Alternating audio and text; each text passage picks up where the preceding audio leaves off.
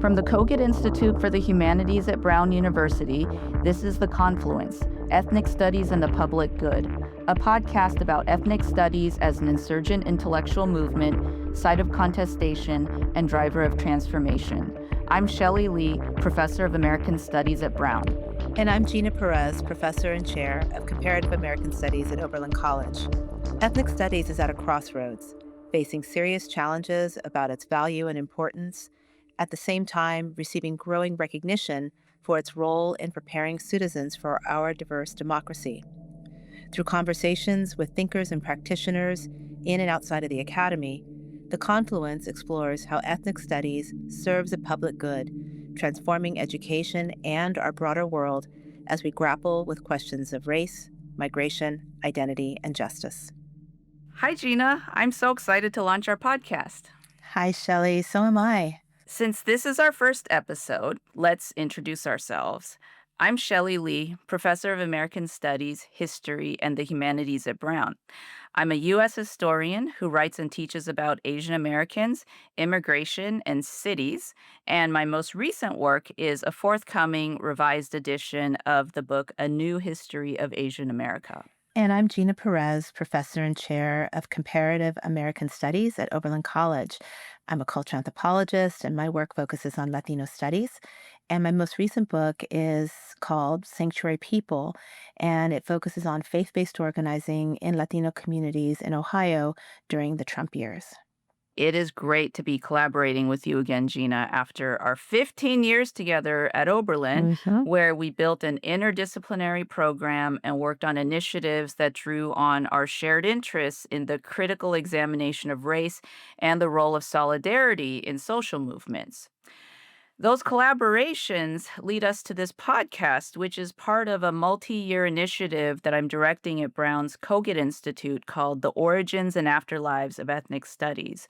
The goals of the initiative include examining ethnic studies in multiple dimensions: its origins in social movements, its institutionalization, and its relevance for understanding today's crises in higher ed and the broader culture wars. We're especially interested in exploring how ethnic studies, or critical knowledge about race in America, serves a public good, and we'll unpack what that means throughout the series. And I'm very excited about that. And as we were dreaming up who we wanted to have as guests, especially our first guests, two names kept coming up. And those were George Lipsitz and Kelley. These scholars have loomed large in ethnic studies and other fields for close to 40 years and have profoundly influenced both academic thought and public discourse about the intersections of race, class, culture, and resistance in American life. So I'll begin by talking about George Lipsitz, who is a professor emeritus of Black Studies and Sociology at UC Santa Barbara. He's perhaps best known for his book, The Possessive Investment in Whiteness: How White People Profit from Identity Politics, which remains as relevant today as when it was published back in 1998. He's also written over a dozen other books exploring how racism operates. And what I really love about George's work is how he always connects scholarship to organizing and social movements. And we see this in his most recent book, The Danger Zone is Everywhere, which shows how housing discrimination steals wealth and harms health, as well as in the newest book that he has coming out in May 2026 with the University of California Press, titled Ethnic Studies at the Crossroads. For me, one of the most influential articles is one that he co-wrote with Barbara Tomlinson called American Studies as Accompaniment, that truly changes how I think and how I teach about ethical scholarship. Joining the conversation is Robin D.G. Kelley, Distinguished Professor and Gary B. Nash Chair in U.S. History at UCLA. He is the author of such acclaimed books as Freedom Dreams, The Black Radical Imagination, Thelonious Monk, The Life and Times of an American Original, and Hammer and Hoe, Alabama Communists During the Great Depression. Also, his writings have appeared in such venues as the New York Times and the Boston Review. For me, his book, Race Rebels, which I encountered as a young grad student in the late 90s, was a revelatory read that expanded my understanding of resistance by showing how it appears in seemingly inconsequential and mundane working class arenas of daily life. So I'm excited for these two fantastic guests.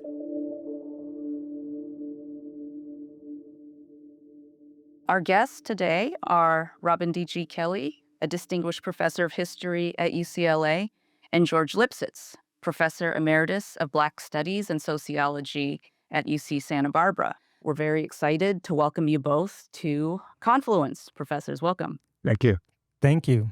To get things started, so both of you have new works, either just published or forthcoming that really spoke to some of the questions that Gina and I are tackling in this podcast, touching on the history, legacy, and evolution of ethnic studies against this current backdrop of attacks on higher education and the rise of authoritarianism. And so the works that we're talking about are George's forthcoming book, Ethnic Studies at the Crossroads, which will be published in spring 2026. And then, Robin, your essay, The Responsibility of Intellectuals in the Age of Fascism and Genocide, from the Boston Review 50th anniversary issue from this past summer. And we wanted to use these as sort of a starting point for a conversation where we'll begin with the university and ethnic studies and then move outward to where vital knowledge production happens, right? In movements, in alternative academies, in communities in struggle. So that's kind of where we'll start, and then we'll go out. Yeah. So I think we're going to begin with these two recent publications for both of you. We spent a lot of time really thinking about where to begin, and feels very appropriate to begin with these two, your new book and forthcoming book, George, and then this Boston Review essay, Robin, about the responsibilities of intellectuals in the age of fascism and genocide, and ask you to talk a little bit about why make these interventions now, and what do you want people to know and come away with these new writings at this particular moment? Robin always quotes Thelonious Monk saying it's always night, and that's why we need light. Ella Baker says, give light and the people will find the way. So I think we think of our work as intervention, that there's, of course, you try to have complexity, you try to have knowledge, you try to produce a work that will last, but you really have to be on time for your time and provide what you think is needed. The great Joe Jones, who played the drums in the Count Basie band, used to say his job wasn't to be a percussionist. His job was to put himself in the kind of shape that he could provide what was needed when it was needed. And of course, this is what I think, Robin and I try to do, that we think that the importance of a book, as Robin says, is what people take from it, that connecting scholarship to the needs and aspirations of people on the ground is our obligation. And so I think that's what we're doing, at this moment. Right. Yeah. And if I could jump in, I mean, besides our own work, I just have to say this. George and I have 38 years together. So we have the 50th anniversary of Boston Review. That's only, 12 years, so 38 years together. And I feel like this is such a special moment to be in conversation with you, George, because you are a caplando. I can't even pronounce it, but Acaplando. Yeah. the mariachi musician, which is George's concepts for like linking and connecting, because I feel like that's what we've been doing. And so when you ask the question, why now? We're always been doing this.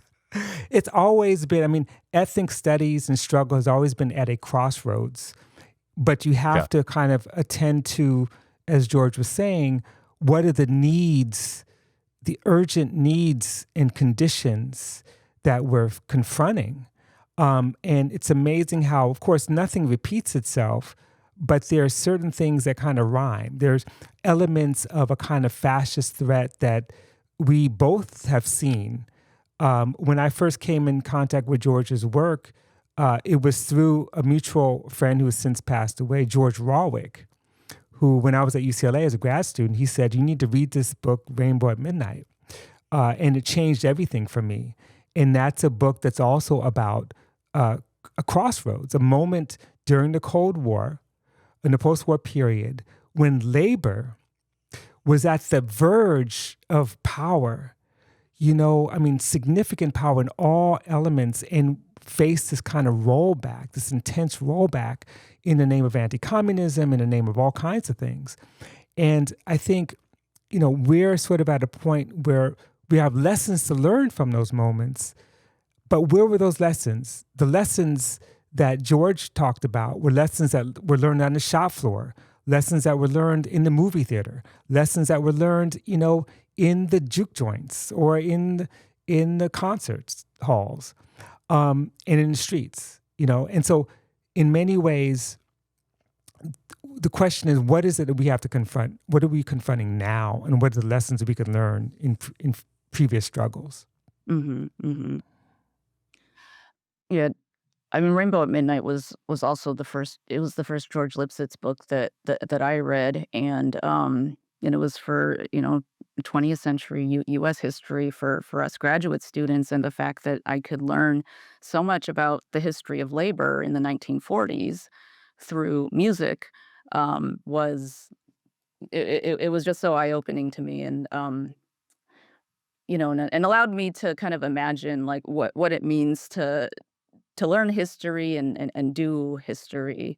So in preparing for this conversation, we were struck by several things. Just the sheer volume and variety in your work, the way you cite one another, and the generosity with which you've written about each other's work and ideas, and you're starting to do this in this conversation as well. So can you just talk more about your intellectual relationship, how it developed, what it's meant for your work over time? Okay, so George may disagree with me, but George has been my teacher even before I met him. And I don't do anything. I've never done anything without George's input and influence. It should be pretty clear. And I could tell you when it begins. It began, of course, with reading Rainbow at Midnight and talking to George Warwick, who is a kind of political link in many ways, and George could talk about Warwick.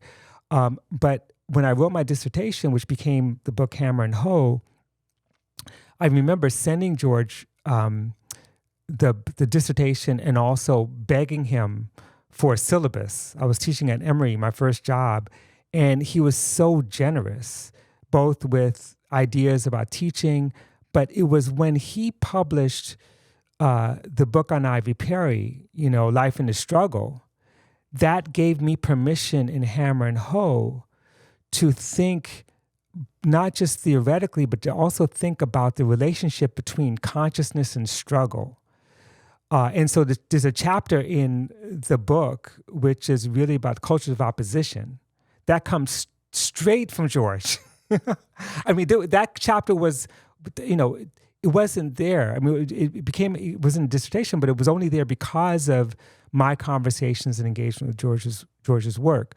And so from that point on, we've had many adventures together, not as many as I wish we've had, but adventures in Vermont, you could talk about that, adventures fighting like the right, but fighting like white leftists who see the world strictly in terms of class or in terms of arcane notions of culture. And so I feel like we've been in these trenches together, and I've always looked up to George as the director, the leader, the visionary. And I've been spending the last 15, 20 years paying tribute to George's work. I don't know if you know this, but I gave a lecture in 2018 called Ethnic Studies at the Crossroads, which was dedicated to George, not knowing this book would come out.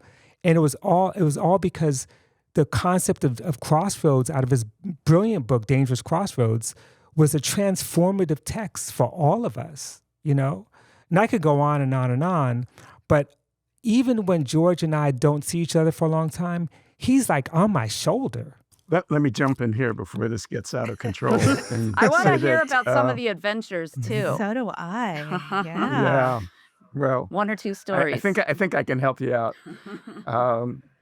First of all, let me say that my entire intellectual, political, scholarly stance in the world can be boiled down to 5 words, And those 5 words are, I agree with Robin Kelley. And everywhere I go, I try to carry on the worldwide ministry, the gospel that Robin has written out for us. And I think, Robin, in some ways, we were together before we were together, before any of these concepts, because you were writing about South Africa and about Alabama in the course of being in struggle, of being in those rooms with working class men and women who were organizing, refusing unlivable destinies, solving problems on their own, with no roadmap, with nobody invited them to try to reform society. They invited themselves. And I think that when we do get together, that's what resonates for us. We bring the wisdom of those rooms, the wisdom of those struggles to the writing and the teaching that we do. I think never started a class where I didn't assign Freedom Dreams by Robin Kelley. And because it totally transforms the students, and it, as Woody Guthrie used to say about himself, it tells them something they already know, but has been kept from them, but has been suppressed from them. And this is where we can come full circle about one of those adventures. Robin and I were in Burlington, Vermont at a conference on the left. And these were all people who we thought we would agree with. Right. But they had a class essentialist vision of social change.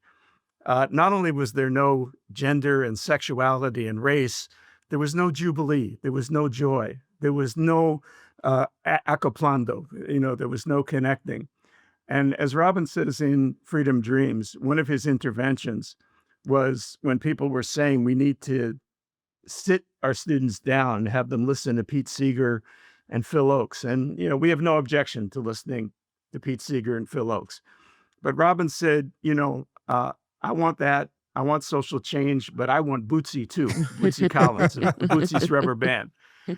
And one of the first times I taught this, I had a young woman in the class who was a white woman who grew up in the suburbs, who was encountering the Black radical tradition for the first time. And she wrote in her paper, I agree with Professor Kelley. I want social change, but I want Bootsy too. And I don't even know who Bootsy is. And that was right. Because what she grasped is what Robin always, one of Robin's taglines is that revolutionary dreams erupt out of political engagement. Collective social movements are incubators of new knowledge, and they change everything. They're not simply about passing one law, winning one election, winning a strike, getting $5 more in your next contract. Mm-hmm. They're about having meaningful participation in the decisions that affect your lives. And in the words of, the great Oscar Romero, canonized by the Catholic Church, accompanying those in need and having a preferential option for those most likely to be left out. Mm-hmm. And that's not an act of charity or generosity from the center. That's a way of understanding how we're actually governed and how power works. The other thing that where Robin and I come together is that we've met people who are so much more courageous than us and so much more perceptive than us and so much, so willing to give us the resources that we need. When I think of Robin, I also think of Dory Ladner, who was 22 years old in Natchez, Mississippi, with her sister Joyce, one of the two people willing to stand up to white supremacy in that situation. And Dory went on to be important in rape crisis and reproductive rights. And Joyce became an important sociologist, wrote the book Death of White Sociology and Tomorrow's Tomorrow, and was temporarily president of Howard University. But at 18 years old in Natchez, Mississippi, Dory said, you either fought or you surrendered. You survived or you perished. You could choose not to fight and surrender your dignity, but I fought. And these are the people, I think, that compelled me and Robin to do the work we do, to be accountable to them, to honor their tradition, to learn from it, and to spread the word.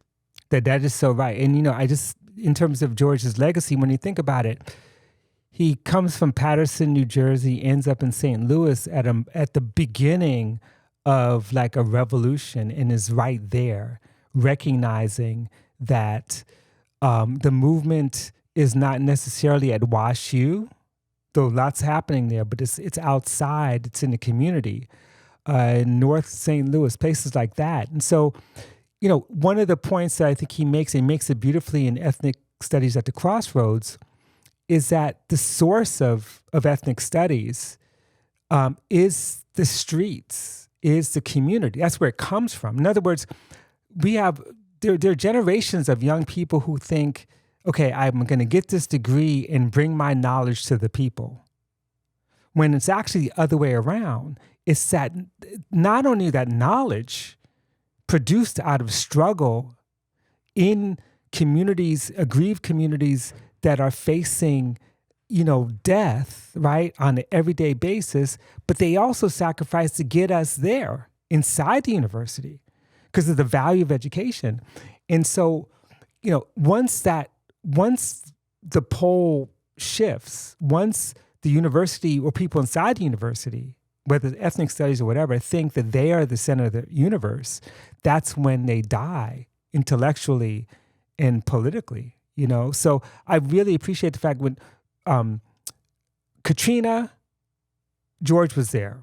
The uprising in Ferguson, George was there. I mean, he had connections to all these folks. And some of the best events that we've done together have been him coming back from these places with, Sonny Patterson and Tef Poe and organizers, and bringing them into spaces so we can have this conversation that really matters, And so I'm just so fortunate to be able to have had that. And people get mad at me because I'm, when I give talks and stuff, I say, well, I'm so old. That's a flex. When I say I'm old, I'm saying, look, I've got to see and meet and hang out with and be with so many amazing people who are not here with us today. Yeah. And I've been in those rooms with George when this has happened, And so I just think that there's so much wisdom that has been produced, and a lot of that wisdom and knowledge is not necessarily stuff that came out of classrooms. I think you're absolutely right. And I think that's one of the things that draws not only me and Shelley to your work, but I think that's why both of you, your work continues to resonate with our students. I mean, when they read Freedom Dreams, or when they read, American Studies at the Time of Danger, or, one of my favorite articles to teach, of yours, George, is the one with Barbara Tomlinson about accompaniment. And so I think like hearing about this kind of deep intellectual and very effective kind of relationship that the two of you have is really, really powerful and important. And so I'm going to ask you to indulge me a little bit longer and maybe talk a little bit about, your own trajectory of even getting to the academy, right? Getting to these academic careers, and maybe even what was that shift when you realized, as you say, Robin, that, the source of wisdom comes from the streets, but you were also getting to the academy like a lot of us, right? So could you reflect on that? Maybe we'll begin with you, George, about kind of what was your trajectory and when did that shift happen for you? Yeah, well, I'm happy to do that, but we also need to get to what Robin details in Freedom Dreams about his mother's teaching, and about the fully savoring and engaging yourself in the world. And nobody at his elementary school thought he should be on the way to being a professor, being a scholar. And when I went to a high school whose class reunions, we once said, should be held at the Broadway State Penitentiary, and that in fairness to that part of the class that can't travel, from there, because we were in a deindustrialized city run by a brutally racist police force that rioted the summer of my graduation from high school. And again, I always feel I shouldn't be here talking to you. The people who sat in my classes who wound up in working class jobs and wound up being disregarded, disrespected, displaced, dispossessed, are the ones who should be speaking. But when Robin talked about Washington University, I'm a college student. I go to classes.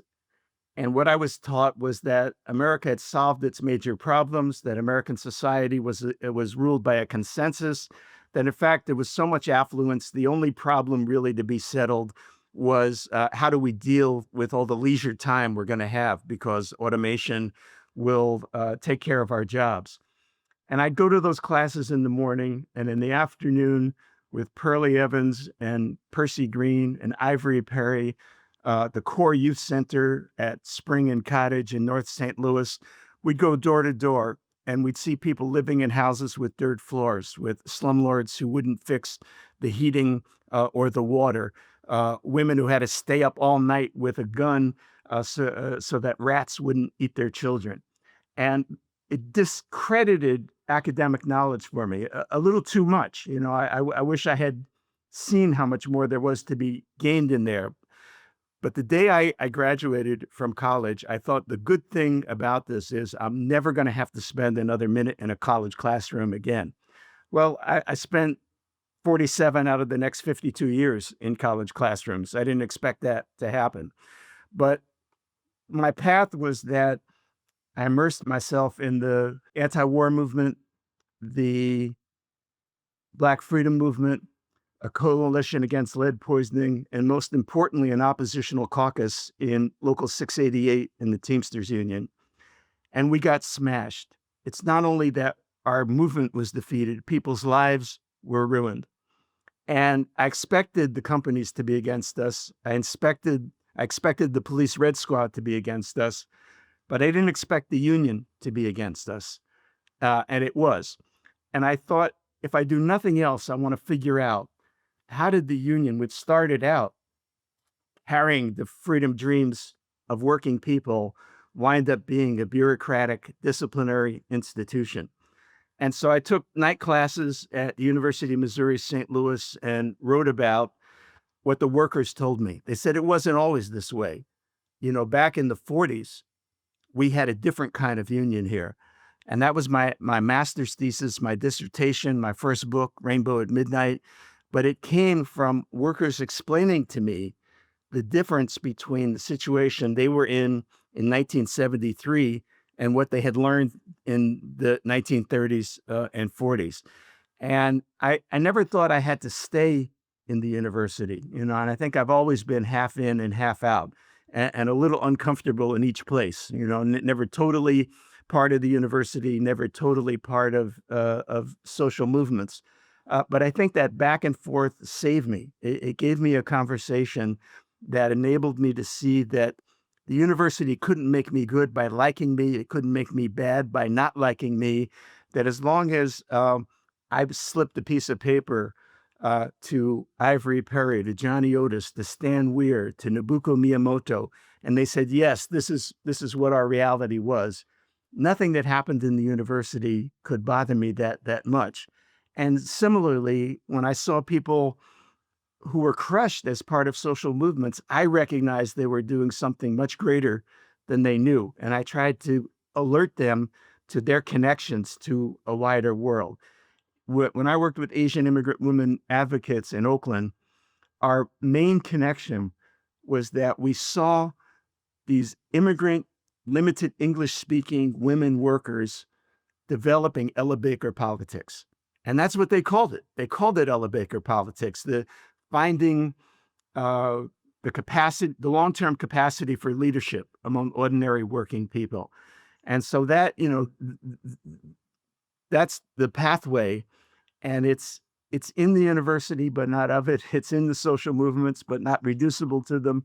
And it's a valuable contradiction and tension between them. And it goes back to, you know, to this midnight and the darkness that Monk talked about. Dr. King said, we stand in this life at midnight, always on the verge of a new dawn. And I think that's it. We can't underestimate how brutal, indecent, undemocratic this society is. On the other hand, we can't abandon the people who are fighting and always building something better. So, you know, let me begin telling this story by, forgive me, George, but I have a manuscript version of your book. So I'm going to quote. I'm a quote from it because you may have changed it, but there's two things that you say that I think are really important in terms of understanding my own trajectory. You talk about how, ethnic studies scholars testify to the pain of being disrespected, mistreated, and perpetually uncomfortable in the academy, how they often internalize frustration and fear in ways that provoke them to see their unhappiness as almost a personal badge of honor that distinguishes them from others. And people have been taught to fear hope because it often leads to disappointment. And this is some of the most profound insights because I've lived a life in which, yes, continually assaulted, right? When I was in the first grade, as George has talked about how, in elementary school and growing up in Harlem, there were those who didn't think I would do what I do. I had a first grade teacher who made kids stand in the trash can and say, "I am garbage," over and over again as punishment in front of the class. And that happened to me. So what I'm saying is that somehow I've been able to realize that that's not what defines me. And it's easy for a lot of ethnic studies scholars, and especially like some Afro-pessimists, to fall into the trap of saying, oh, woe is me. Life is so abject. Things are so terrible. I can't transcend it. And I've been in conversations. But then you walk into the academy and all you see is mediocre white men running things. And you're like, oh my God, I'm a genius. So it's like so this is important because I feel like I've grown up in a world in which many of my teachers didn't have high expectations, but I had one, my third grade teacher, Jane Andreas, who was one of the co-founders of Central Park East, young teacher at the time, my third grade teacher. She still comes to my talks. She basically told me that I was smart, that I had things to contribute, and that changed the game for me. My mother, treated me with such love and respect and was a wise teacher. My older sister was an activist. So I was nurtured, protected, cared for, and raised up, and yet we had no money. You know what I'm saying? So in other words, I didn't need to have all the accoutrements of a kind of middle-class lifestyle to be able to be supported. I was supported by that and living in a moment of revolution in the mid-'60s, late '60s, early '70s, when some of the best teachers were the ones on a soapbox on the corner of 157th in Amsterdam, or at the judo class, or, on the streets. And so that is important. So by the time I got to college, I was deeply Afrocentric, deeply committed to struggle. I was confused about a lot of things, but I ran to Black Studies. Black Studies was my minor, history my major.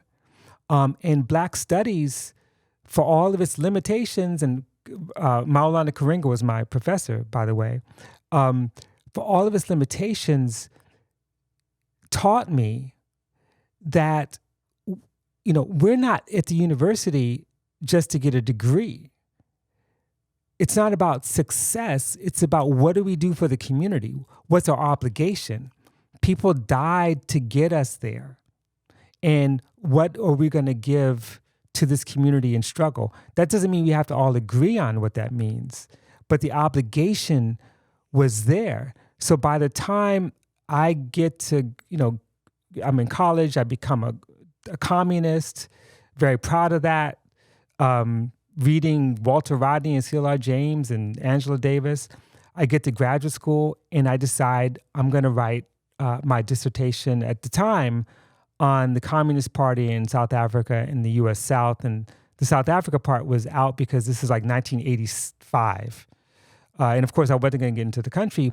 But why? Because I wanted to understand, I wasn't trying to make a name for myself, but I wanted to understand why was it so hard for the Communist Party to recruit Black people and hold them? What was the problem?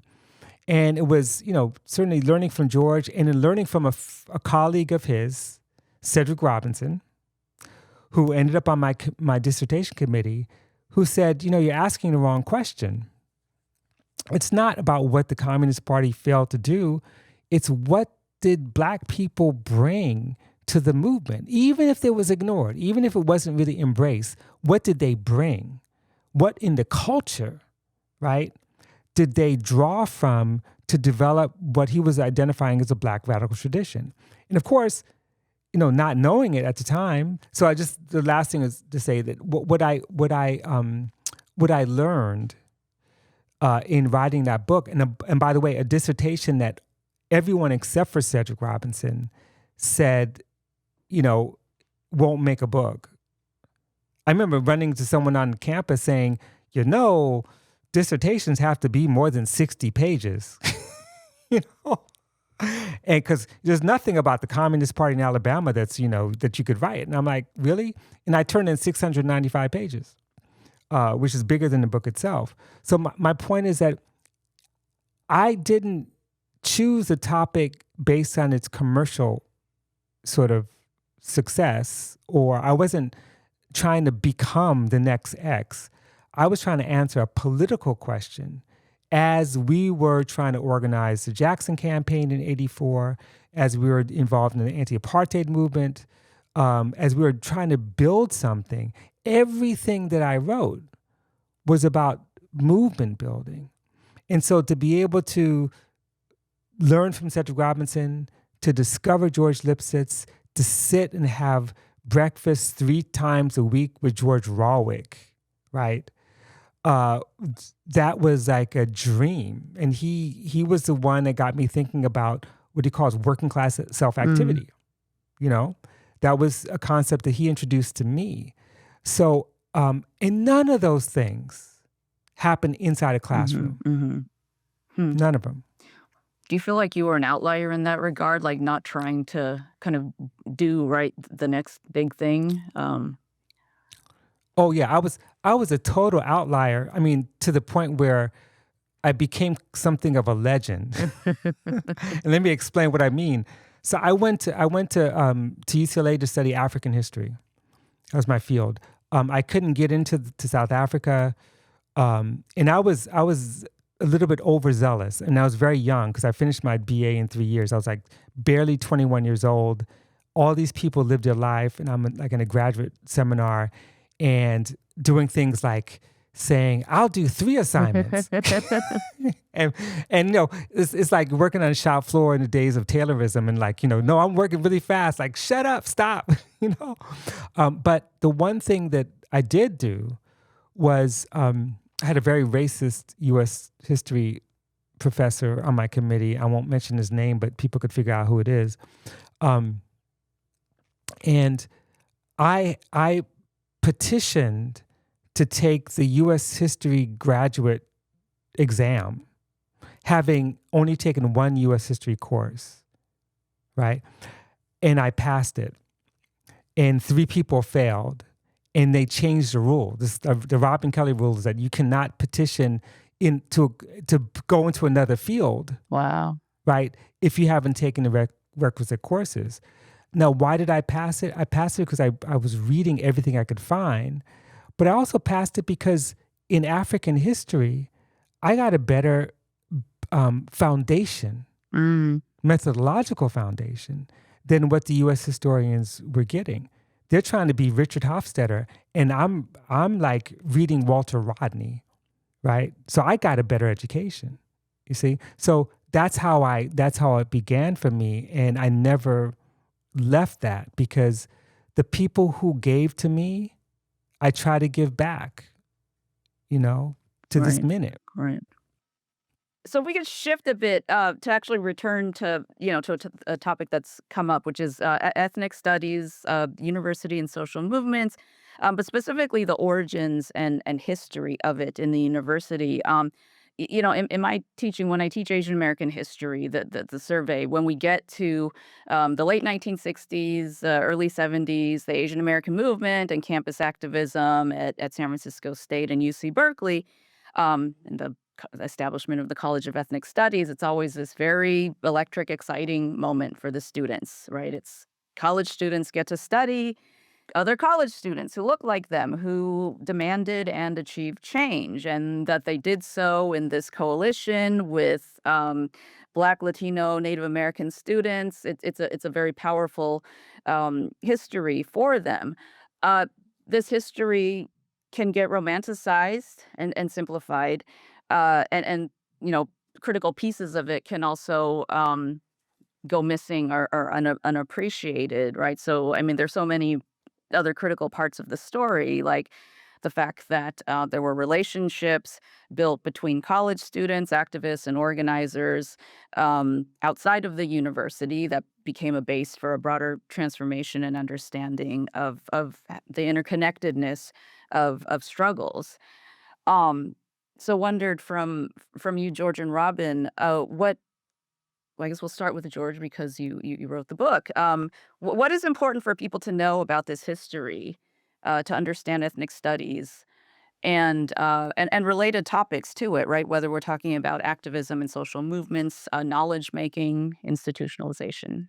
Well, one of the things that Robin and I learned in those social movement meetings, in study groups, in the course of struggle, was that everything that enables also inhibits, that the world is filled with contradictions. There's no perfect um, slogan, there's no perfect institution, there's no perfect set of demands that can free us. And if you do something good and important, they'll come after you and they'll either beat you or join you. Malcolm used to say, if they can't beat you, they'll join you. And when they join you, you head in a direction you never intended to go. But you wind up then dealing with uh, a world you didn't make, trying to make meaning for yourself with the tools you have in the arenas that are open to you. So I think we ought to see that academic ethnic studies had two origins. And one was the insurgent knowledges in the streets that you and Robin have and Gina have talked about. When the Young Lords started, one of their obligations was that everybody had to carry a book with them. You had to read a book a week, and when you went to the supermarket or you were on the bus, you needed to have a book with you because they saw that they needed to know things. The 10-point program of I Wore Coon, of the Panthers, of the Brown Berets, every one of them said, we need to know our true history. We need to know our true state in the world.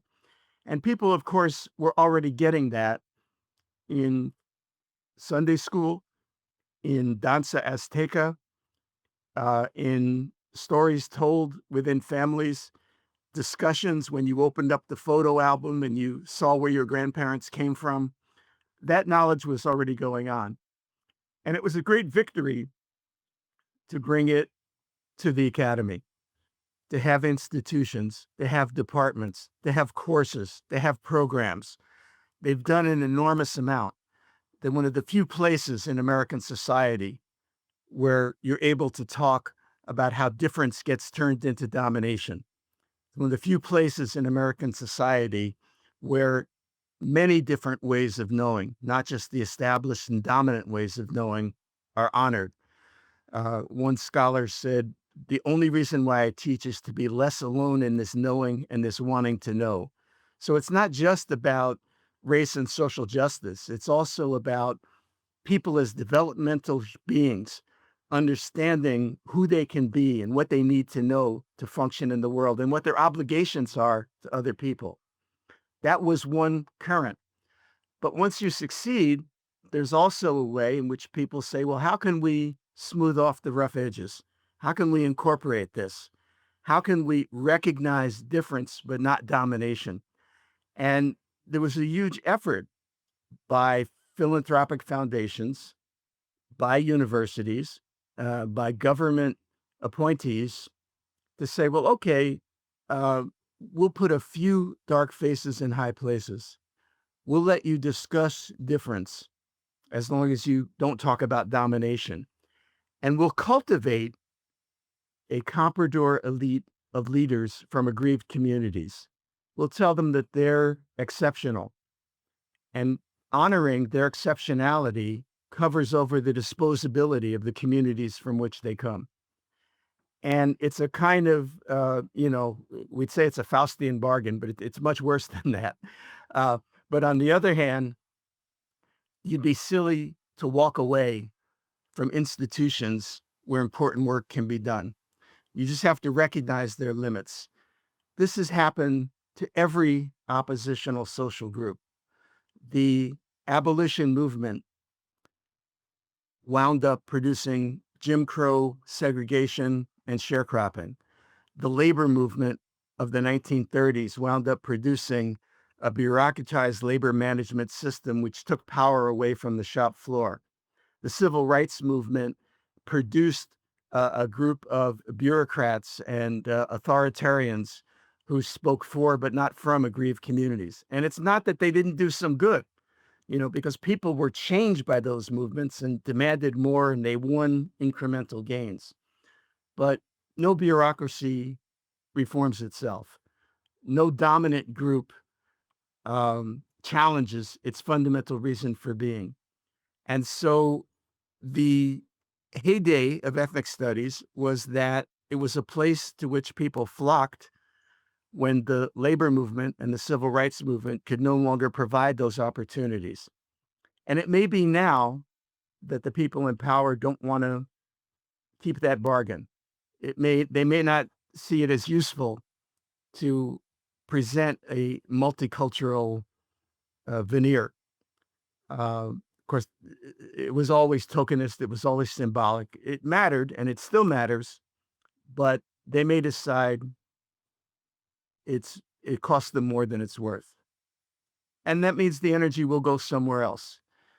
We need to think about how to preserve the best of ethnic studies, but not at the expense of people who are being ripped off the streets by masked thugs and families being disrupted. We ought to preserve ethnic studies, but not at the expense of children who are put in cages at the border.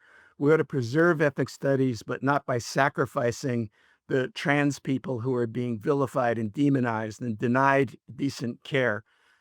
We ought to understand that the predatory policing that led to what Robin refers to as the Black Spring of 2020 is still going on. It's relentlessly murdering Black people and saying that their lives don't matter.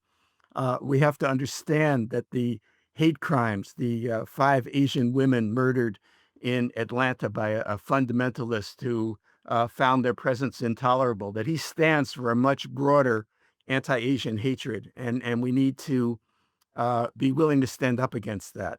So the fate of ethnic studies is the fate of ethnic peoples that it represents. And to the extent that the institution can serve that cause, we need to use it. But if it proves an obstacle, then we have to invent something else. Part of what Robin referred to earlier was there was a time where we realized we thought that Marxism was a vehicle to liberate the working class. And we found that a lot of Marxists thought the working class was just an instrument to advance Marxism.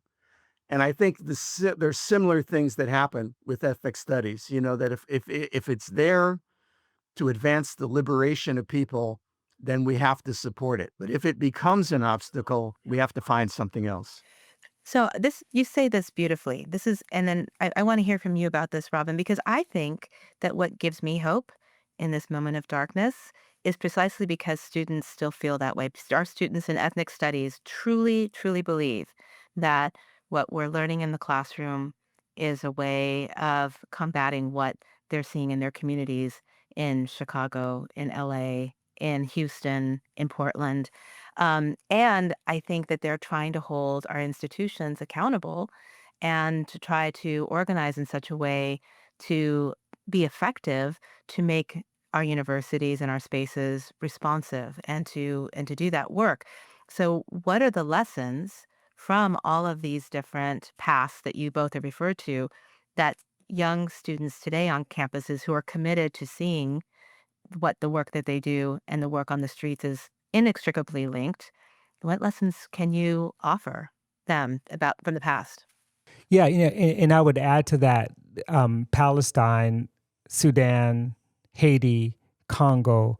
In fact, what's interesting is how important Gaza was in the genocide in terms of of activating students, many of whom come out of ethnic studies. But what happened, and I think this is also one of the key lessons when George talks about ethnic studies at the crossroad, is that some of those figures who were part of the institutionalization of ethnic studies ended up on the other side.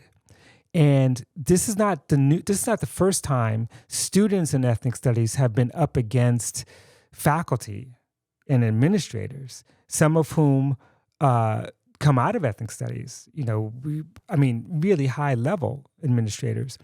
And so one of the things that we're facing, not just at UCLA, but there at Brown University, and I can't say about Oberlin, I don't really know as much, but where some of the leaders in self-proclaimed ethnic studies have been the problem, have been kind of participating in the repression of students who are doing exactly what you just said. That is to say, what George was saying, you go into class, you're trying to understand the world, you're applying theory, you're trying to engage in praxis, to apply that theory to actual real conditions, and you go out and you do something that's not even that radical.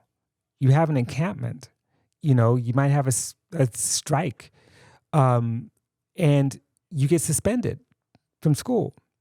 I never heard of college students being suspended before until after, October 7, 2023. So when we talk about like Black studies or ethnic studies in a moment of danger, there are choices that they have to make, leadership has to make about where they're going to stand vis-a-vis the university. And again, this is something that George does a beautiful job of covering in the book. When you have people like Lourdes Garcia Pena, for example, George talks about her tenure case and her contribution to scholarship. I mean, she is the model that we're all trying to emulate, and yet she's punished for that work.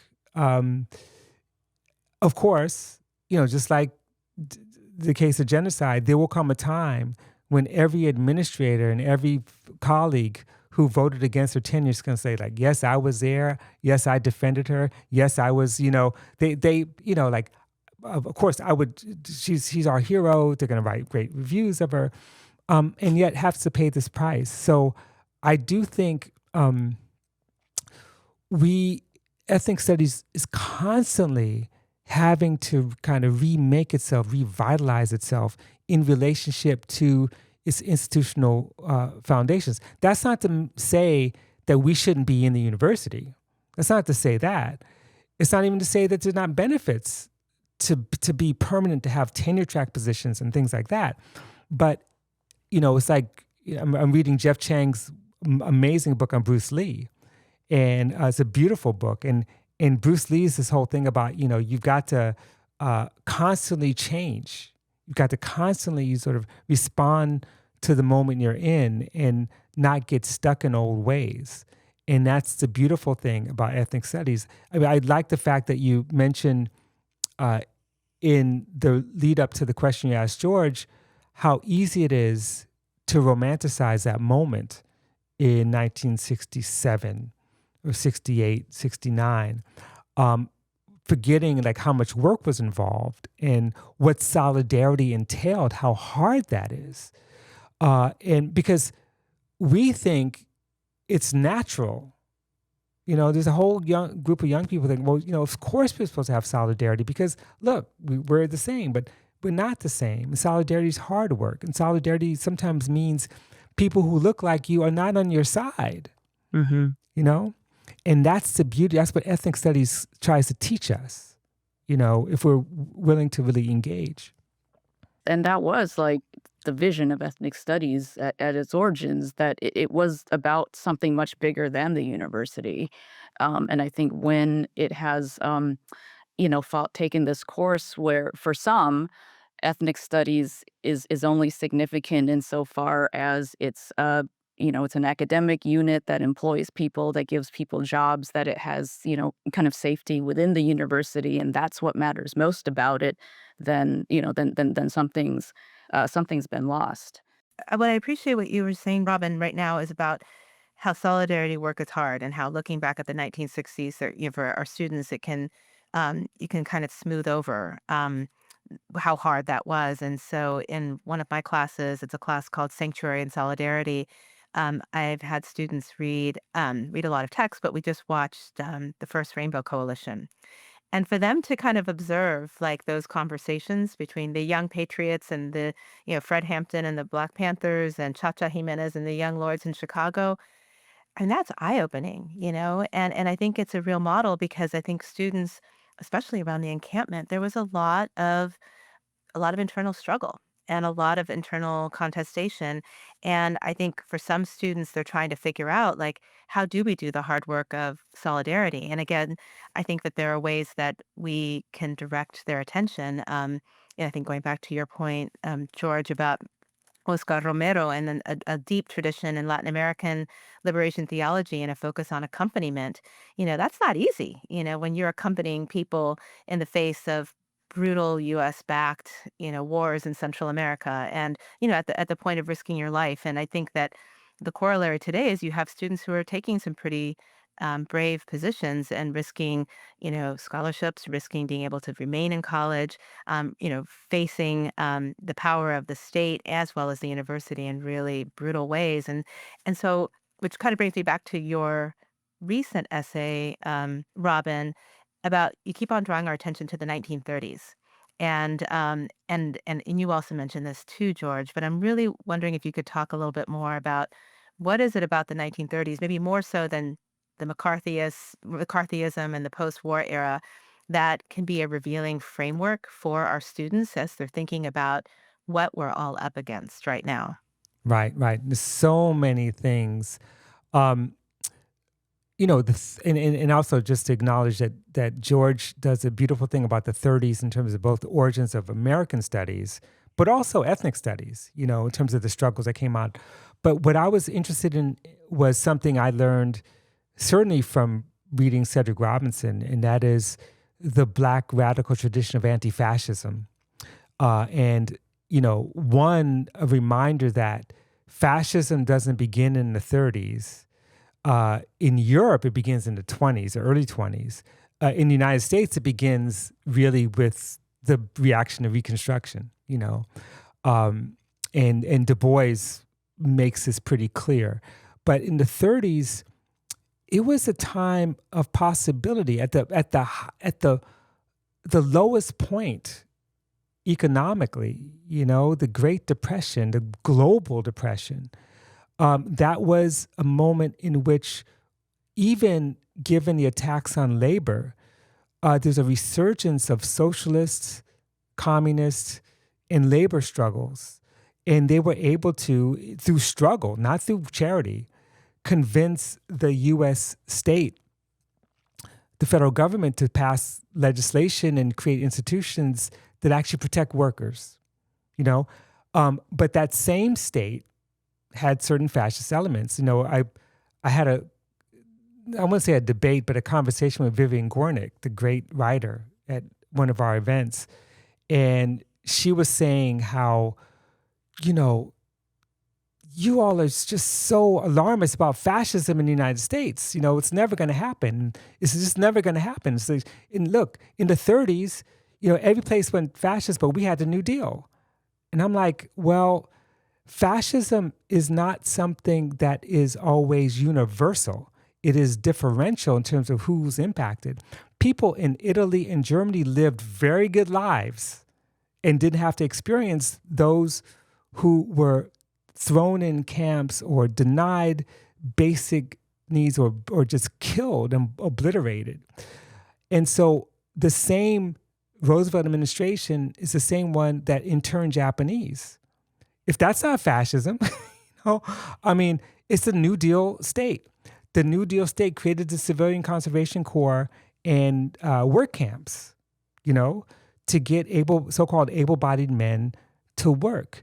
It created a system of unemployment insurance that came out the pockets of workers, as opposed to,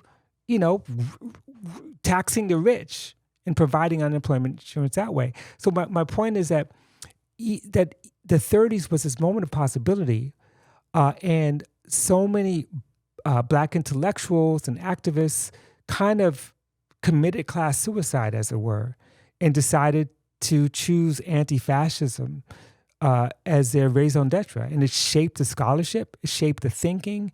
It created, to me, the 30s is the origins of radical Black intellectual sort of flowering or renaissance. It was the decade that produced the Black Jacobins and Black Reconstruction and the writings of Richard Wright and Claudia Jones. And I mean, there's so many people who produce analyses that are foundational to today's thinking. And that analysis is inseparable from its anti-fascist origins. I mean, there would be no Black Reconstruction without fascism, because part of what Du Bois was writing against was trying to understand, like, where did fascism come from? Why is it that elements of the working class would support a dictatorship that doesn't seem to interest them? And he finds the answer in that moment of Reconstruction, right? Mm-hmm. Yeah. Yeah. George, do you want to respond? Because I mean, as Robin Yeah. said, your American Studies and Moment of Danger, it's all about the 1930s too. Well, and so much of that comes from Hammer and Hoe, and the contradictions that Robin just talked about are played out beautifully in that book. You have Black workers in Alabama who are unable to overthrow Jim Crow segregation, but they can fight in Spain against fascism, and they see it as the same battle. And it's not because they're moving away from Alabama. It's because they see it as a connected struggle. And I think this is, for all the co-optation and watering down of anti-fascism, it has enduring effects to this day.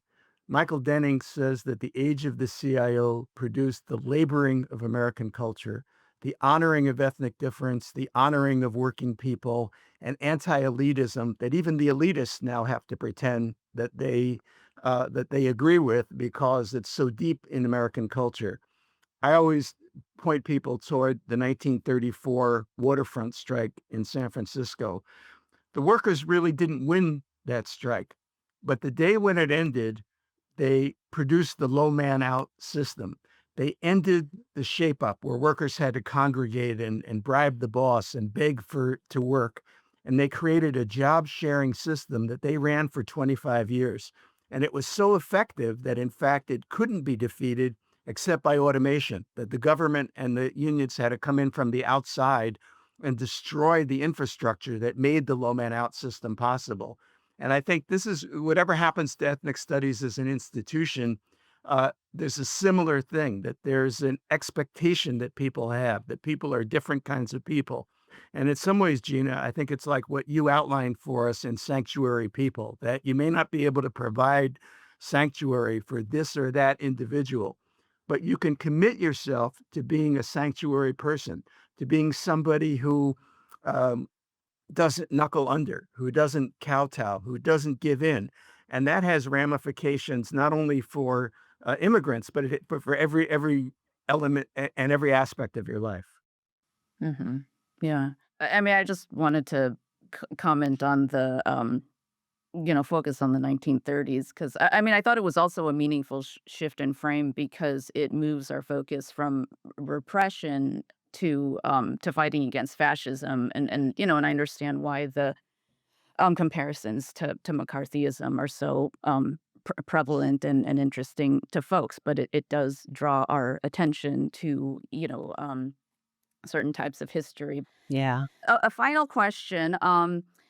So you have expressed the idea that creating a better world requires constant learning, not just from scholarship, but also from organizing, from creative work, from communities in struggle. So in the spirit of being constant learners, what is motivating your learning right now? What do you feel most driven to understand better? What conversations are you seeking out? I have to say, I'm learning from my students, but I've always learned from my students. uh, but especially now, and not just students in the classroom, but the encampment. UCLA experienced extreme violence and repression, and I had students who have faced serious injuries. I spent time in the hospital with them.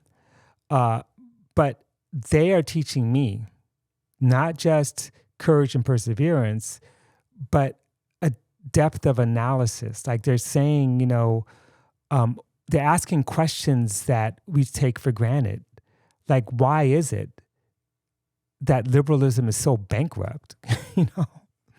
And these are the questions they're asking, and forcing me to give better answers. And then finally, I'm also learning from the movements that never really died. There's a tendency on the part of lots of journalists and some to say, well, this is the end of the Black Lives Matter era. This is the end of the trans rights matter. These movements never end. They may be forced underground. They may shrink in size and expand.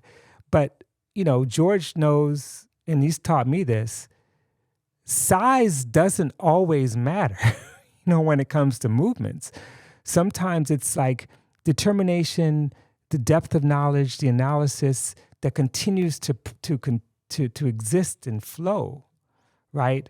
Irrespective of, what we identify as success.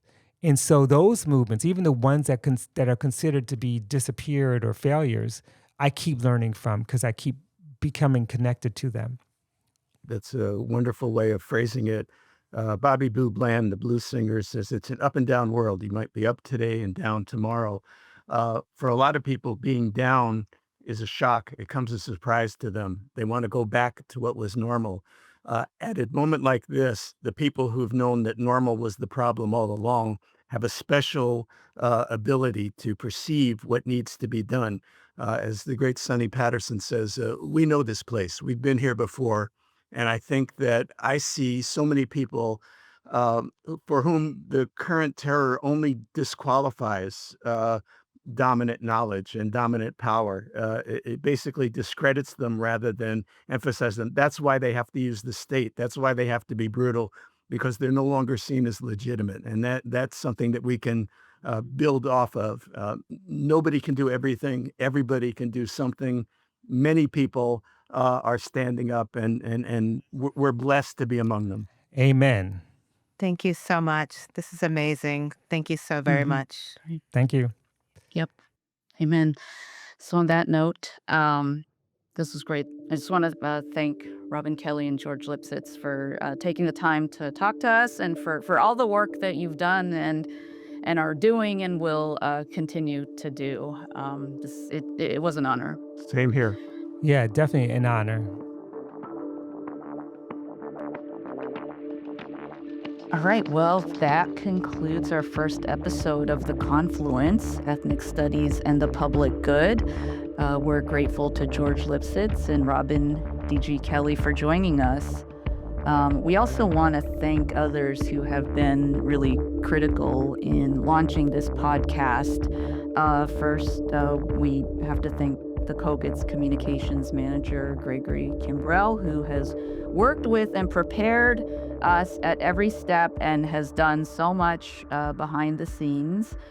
We also want to thank the rest of the outstanding staff at the COGIT, as well as the Institute's director, Amanda Anderson, for their support. I also want to thank Barón Pineda, who is a professor in the Department of Anthropology here at Oberlin College, for making our theme music.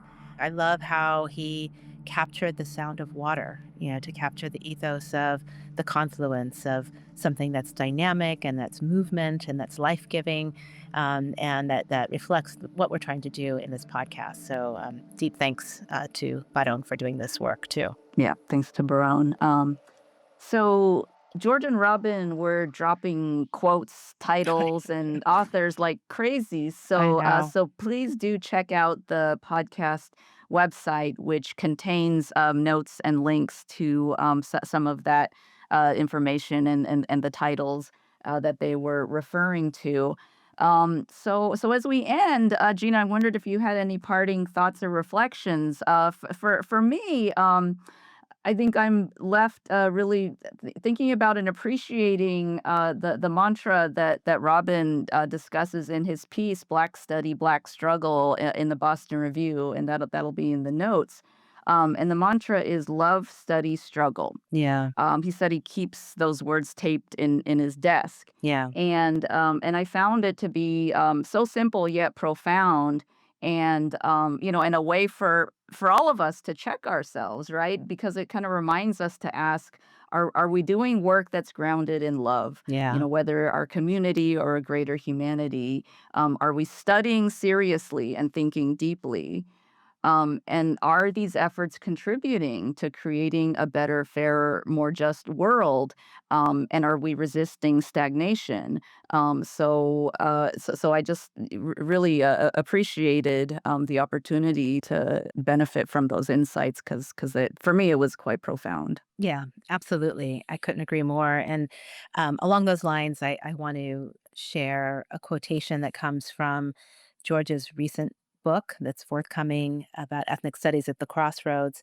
And near the end, in the conclusion, he sums it up so beautifully in a way that resonates with what you just shared about Robin's mantra. And he writes, quote, ethnic studies and related projects and formations are expressions of love, love of the people and love for the people.